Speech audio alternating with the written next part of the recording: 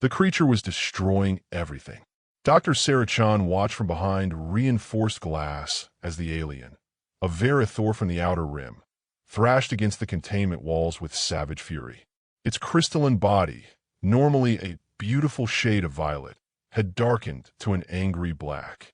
Shards of its own skin scattered across the floor as it convulsed, its screams echoing through the research facility like nothing human had ever produced.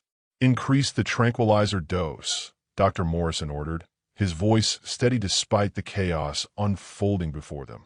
"We're already at lethal levels," the technician said nervously.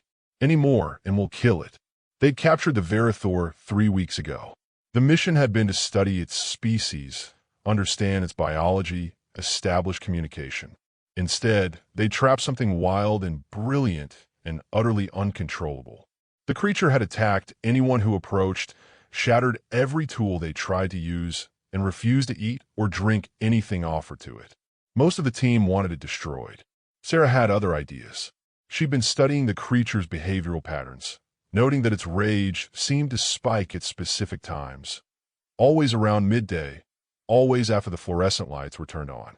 The others thought she was wasting time. The creature was dangerous, unpredictable, a threat to the entire operation. But Sarah saw something else. She saw intelligence. She saw fear. "I need to go in," she said quietly. "Absolutely not," Morrison snapped. "That thing will tear you apart." "It hasn't killed anyone yet," Sarah countered. "It's had multiple opportunities.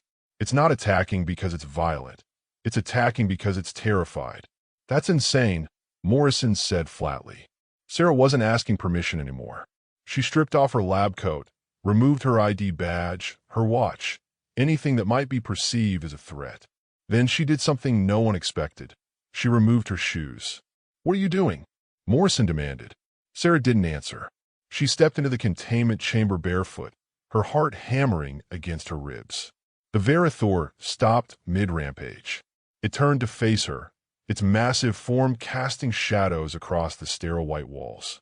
Its eyes, ancient, intelligent, desperate, fixed on Sarah with an intensity that made her breath catch. She slowly raised her hands, palms open, and did something radical. She smiled. "I know," she said softly. "I know you're scared. I know you don't understand where you are or why. I know everything here feels wrong." The creature's breathing, which had been rapid and panicked, began to slow. Sarah took a single step forward, then another. She moved with the deliberate calmness of someone approaching a traumatized animal, though this was no animal. This was an intelligent being, trapped and confused and desperate for connection. "I'm going to come closer now," she whispered. "I'm not going to hurt you." The Verathor could have killed her instantly. One swipe of its crystalline claws would have ended her. Instead, it lowered itself, its massive body sinking toward the ground as Sarah continued her slow approach. When she was close enough, she extended her hand. The creature trembled. Its eyes, those ancient, intelligent eyes, filled with something that looked remarkably like tears. It reached out with one delicate claw and gently, reverently, touched her palm. The moment their skin made contact, something extraordinary happened. The Verathor's dark, angry coloring began to shift. Violet returned, swirling through the black like paint dissolving in water. Its crystalline body began to shimmer with ethereal beauty. Sarah didn't pull away. She kept her hand steady, her breathing calm, her presence a silent promise. "You are safe. You are not alone." The creature made a sound, not a roar or a scream, but something like a song. A melody that resonated through the walls, through the glass, through the hearts of everyone watching. Over the following days, everything changed. The Verathor, which Sarah named Meridian, began to trust. It ate from her hands. It allowed the doctors to examine it gently. It communicated through patterns of light that danced across its crystalline skin, revealing complex mathematical concepts and poetry in equal measure. Meridian was brilliant beyond measure, not violent by nature, but traumatized by captivity and unable to communicate its needs.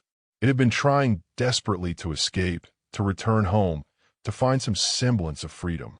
When the day came to release it, Meridian touched Sarah's face one final time with its delicate claw, flooding her mind with images of gratitude and connection that transcended species.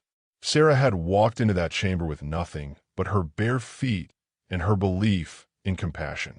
She discovered that sometimes the most powerful tool in the universe isn't a weapon or a tranquilizer. It's simply being willing to see another being, no matter how alien, how dangerous, how different, as worthy of kindness. And in being brave enough to offer that, she'd changed everything.